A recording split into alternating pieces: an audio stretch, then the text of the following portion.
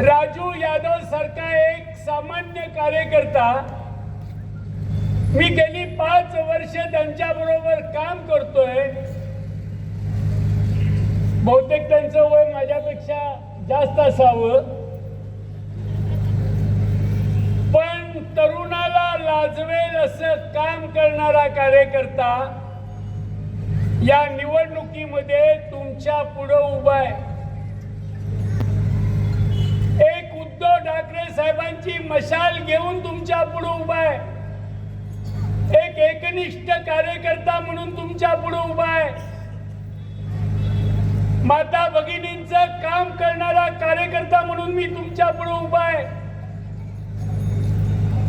सर्वसामान्य लोकांसाठी तळमळीनं काम करणारा कार्यकर्ता म्हणून तुमच्या पुढे उभा आहे. अपंगांसाठी लढणारा झगडणारा म्हणून कार्यकर्ता म्हणून तुमच्या पुढे उभा आहे.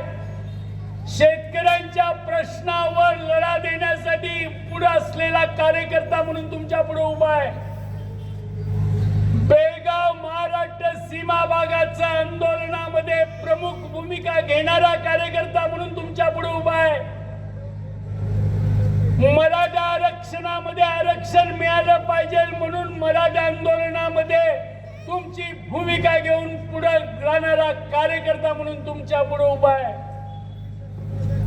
माझा प्रश्न एवढाच आहे की या धनदांडग्यांच्या विरुद्ध कार्यकर्ता जगणारा आहे की नाही, कार्यकर्त्याचा जीव वाचवणारा की नाही, कार्यकर्ता म्हणून त्यानं काम करावं की नाही करावं, ही भूमिका घेणारा कार्यकर्त्याचा सन्मान ठेवण्याची निवडणूक आहे. आणि मला असं वाटतं की उजगाव मधले एक मतदार हे अतिशय हुशार आणि चाणक्य आहे. योग्य वेळी योग्य निर्णय करण्याची क्षमता या उजगावच्या मतदारांच्या मध्ये आहे.